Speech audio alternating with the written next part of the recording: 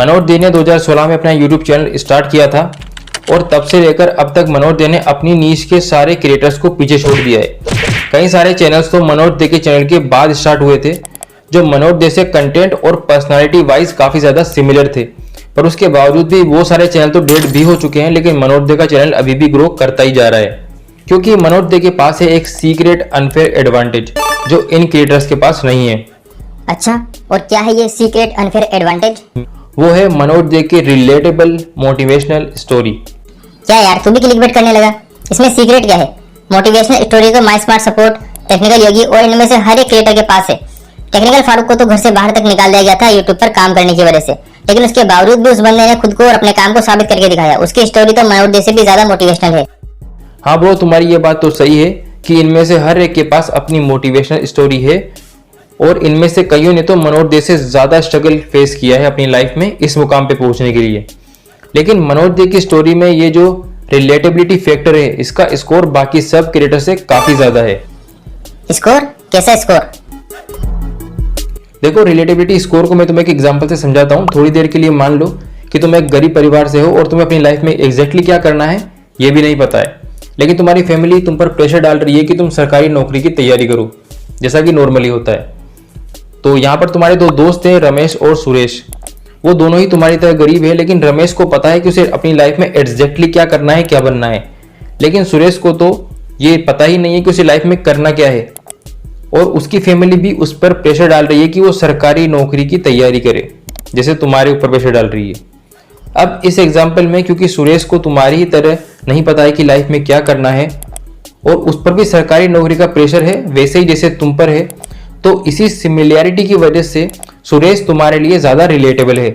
हाँ, रमेश भी तुम्हारी तरह गरीब है, लेकिन उसको अपनी लाइफ में पता है कि एग्जैक्टली क्या करना है, इसीलिए तुम्हारी बॉन्डिंग नॉर्मली सुरेश के साथ ही ज्यादा अच्छी होगी रमेश के मुकाबले, क्योंकि सुरेश और तुम में ज्यादा चीजें सिमिलर है, इसलिए सुरेश का रिलेटिविटी स्कोर ज्यादा है।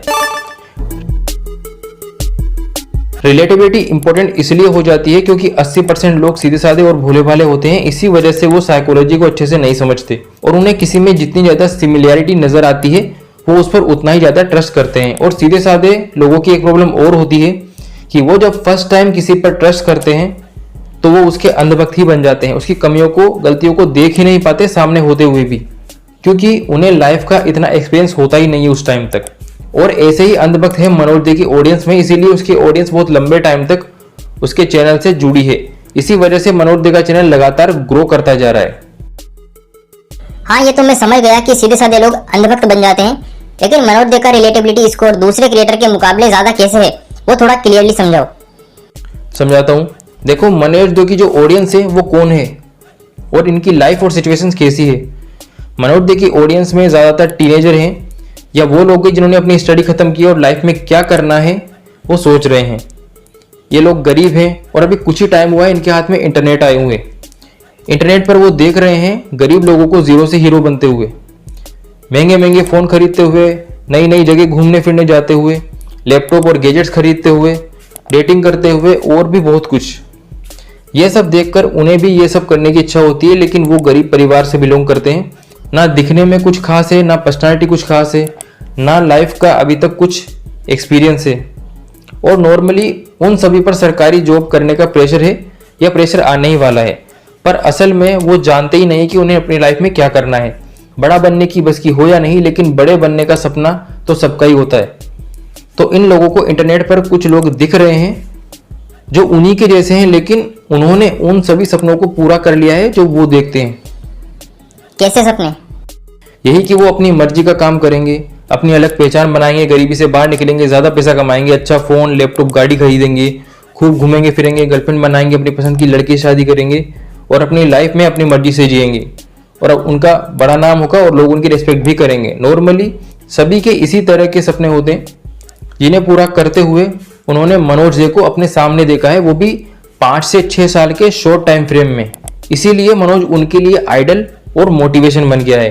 पर क्योंकि मनोज की ऑडियंस के बारे में अभी मैंने जितनी भी चीजें गिनाई है वो सब एकदम सिमिलर है मनोज दे में, इसीलिए ऑडियंस इन सब क्रिएटर के मुकाबले मनोज दे से ज्यादा रिलेट करती है और इसी वजह से मनोज दे का स्कोर ज्यादा है रिलेटेबिलिटी का।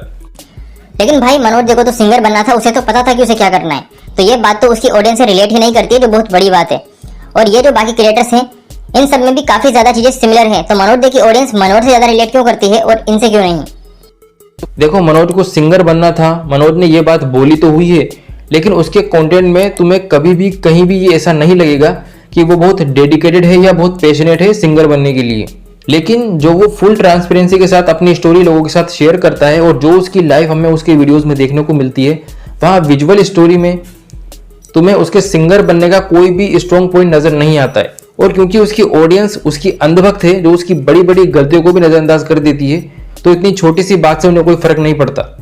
क्योंकि अगर मनोज सिंगर बनना चाहता तो इतना पैसा आने के बाद वो सिंगर बनने की कोशिश तो जरूर करता। इसी वजह से उसकी ये बात प्रूफ नहीं होती है। और अगर हम बात करें दूसरे क्रिएटर्स की, तो हाँ इनमें भी काफ़ी ज़्यादा चीज़ें सिमिलर हैं, लेकिन कुछ बड़ी बड़ी चीज़ें इनमें अलग भी हैं जिसकी वजह से लोग रिलेट नहीं कर पाते। जैसे टेक्निकल फारूक को उसे घर से बाहर निकाल दिया गया था, टेक्निकल योगी रिपोर्टर बनना चाहते थे, उनके लिए उन्होंने कोशिश भी की थी। वी में क्रिएटर के जो महात्मा जी टेक्निकल है उनकी शादी शायद बचपन में हो गई थी और उन्हें टीचर बनना था। मैक्सिमम लोगों को नहीं पता होता है कि उन्हें एग्जैक्टली लाइफ में क्या करना है। ना सबकी शादी बचपन में होती है और ना ही सबको घर से बाहर निकाल दिया जाता है। तो इसी तरह की कुछ चीज़ें हैं जो काफ़ी बड़ी है, जो काफ़ी बड़े बदलाव हैं इन क्रिएटर्स की लाइफ में। वो चीज़ों से ऑडियंस रिलेट नहीं करती क्योंकि उनके साथ वो चीज़ें हुई ही नहीं कभी। इसी वजह से इन क्रिएटर्स का रिलेटिविटी स्कोर कम हो जाता है। और जैसा कि तुमने कहा कि ये काफ़ी ज़्यादा सिमिलर थे, तो इस वजह से इनका चैनल भी ग्रो हुआ था स्टार्टिंग में।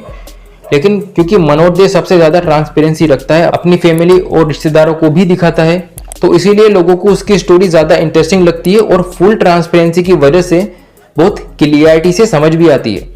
इसीलिए स्टोरी टेलिंग मनोज दे का एक सेकंड कंटेंट बन गया है, जो उसके चैनल के मेन कंटेंट से भी ज़्यादा बड़ा रीज़न है उसकी सक्सेस का, उसकी फास्ट ग्रोथ का। तो स्टार्टिंग में मनोज दे की लाइफ ऐसी थी जैसी मैक्सिमम लोगों की होती है, और ये मनोज दे के लिए एक बहुत ही बड़ा अनफेयर एडवांटेज बन गया है।